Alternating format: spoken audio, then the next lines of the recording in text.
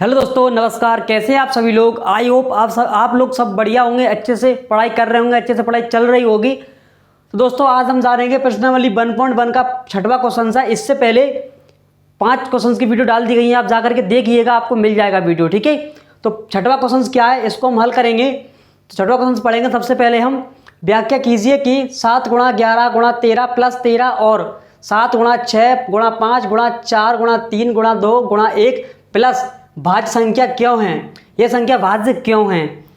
तो देखो इसमें कुछ भाषा भी मिलेगी आपको थोड़ी बहुत देखने को, वो आपको लिखना है, नहीं तो आपके नंबर काट लिए जाएंगे।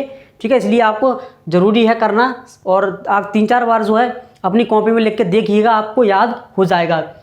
तो हल डालने के बाद क्या करेंगे, भाज्य संख्याओं के 2 अधिक भाजक होते हैं। यानी कि देखो कोई भी भाजक संख्या होती है, ठीक है सॉरी, कोई भी भाज्य संख्या होती है, भाज्य संख्याओं के 2 अधिक भाजक होते हैं।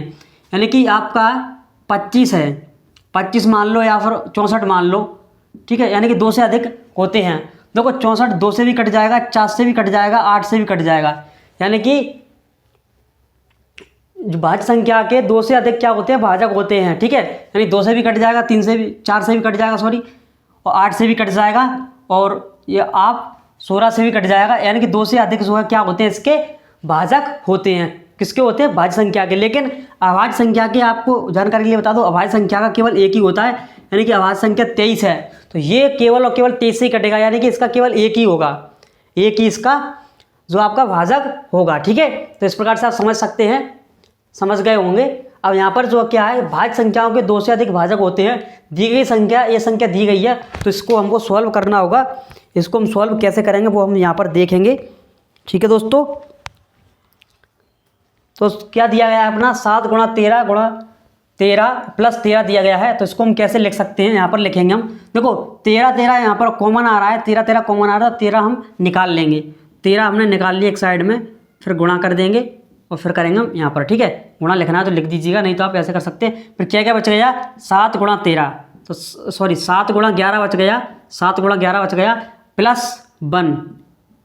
क्यों बच गया, क्योंकि 13 दोनों में कॉमन आ रहा है। देखो ये वाली एक अलग है, ये वाला नंबर अलग है। ठीक है, 13 निकाल लिया हमने, तो 13 अलग निकाल लिया। 7 गुणा 11 प्लस आ गया अपना। अब क्या करेंगे हम यहाँ पर 13, ठीक है, 11 7 कितने, 77 गुणा कर देंगे प्लस 1। ठीक है, जब हम इसका गुणा करेंगे 13, ठीक है, तो 77 एक प्लस कितना होता है, 78। ठीक है, तो यहाँ पर ये अपना निकल के आ चुका है। तो इस प्रकार से आप देख सकते हैं कितना आ चुका, अपना 78 आ चुका है। अब क्या करेंगे हम यहाँ पर, देखो 13, अब 78 किसके पाड़े में आता है, 13 के पाड़े में आता है। 13 6 कितना होता है, 78। तो यानी कि 78 को भी हम तोड़ देंगे, तो 13 गुणा 6, जो कि 2 से ज़्यादा आ चुका है निकल के। ठीक है, अब इसके बाद हम करेंगे, तो यहाँ पर लिख सकते हैं हम, क्या लिख सकते हैं, इस प्रकार इस संख्या के 2 से अधिक भाजक हैं 1 गुणा 6 गुणा 13। देखो 13 गुणा 6 और 1 हमने अपनी तरफ से मान लिया, क्योंकि 1 से तो जो है कट ही जाता है हर नंबर, और ये संख्या है इसलिए यह भाज्य संख्या है। ठीक है, तो इस प्रकार से अपना हो चुका है। अब बात करते हैं हम इसके दूसरे की।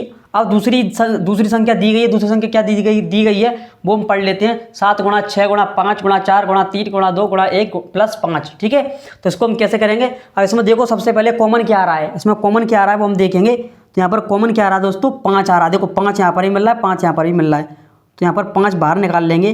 फिर बचा 7 गुणा 6 गुणा 4 गुणा 3 गुणा 2 गुणा 1 प्लस 1। ठीक है, तो जब इसका हम गुणा करेंगे, तो यहाँ पर गुणा करेंगे 1 का 2 में करेंगे तो 2 आ जाएगा, 2 3 6, 6 6 24, 24 का 6 में करना होगा, और 6 का फिर 7 में करना। तो यहाँ पर हम करके देख लेते हैं। 24 गुणा 6 कितना होता है, 6 6 24, 2 6 2 6 दूनी 12 2 14। ठीक है, अब यहाँ पर 7 का करना पड़ेगा। 7 चौका 28, 2 7 चौका 28, 30, 3 आया, 7 एकम 7 3 10, यानी कि 1008 आ चुका है। तो यहाँ पर करेंगे 5 गुणा 1008 प्लस 1। ठीक है, तो यहाँ पर क्या आ जाएगा 5, अब गुणा लगा देंगे चिन्ह यहाँ पर। 108 में 1 जोड़ेंगे तो 1008 में 1 जोड़ेंगे तो कितना आ जाएगा, 1009 अपना आ जाएगा। अब 5 का गुणा 1009 में करना होगा हमको। गुणा करके देख लेते हैं, गुणा करना चाहो तो आप कर सकते हैं, नहीं करना चाहें तो आप छोड़ सकते हैं, गुणा से कुछ ज़्यादा आपको करना नहीं है। तो अब क्या अब जो हम यहाँ पर क्या लिख सकते हैं इसके लिए ये भाषा दी गई है। इस प्रकार इस संख्या के 2 से अधिक भाषा के देखो कौन कौन सा है, 5 है, 1009 है और एक तो मैंने बताया था कि एक तो होता ही है और ये संख्या है, इसलिए यह एक भाज्य संख्या है। तो दोस्तों इस प्रकार से छठवां क्वेश्चन है, इसका आप स्क्रीनशॉट ले सकते हैं। मैं साइड में हट जाता हूँ, स्क्रीनशॉट आपको ले लेना है इसका। देखो क्वेश्चन थोड़ा भाषा टाइप का है, थोड़ा कठिन लग रहा होगा आपको, लेकिन आपको करना इसी प्रकार से होगा, ये आपको कुछ नहीं करना है, ठीक है। अब आप स्क्रीनशॉट ले लो आराम से। तो अब यहाँ पर जो आपका छठवां क्वेश्चन कंप्लीट होता है और नए चैनल को सब्सक्राइब कर लीजिएगा, वीडियो को लाइक कीजिएगा। अब मिलते हैं हम नेक्स्ट वीडियो में।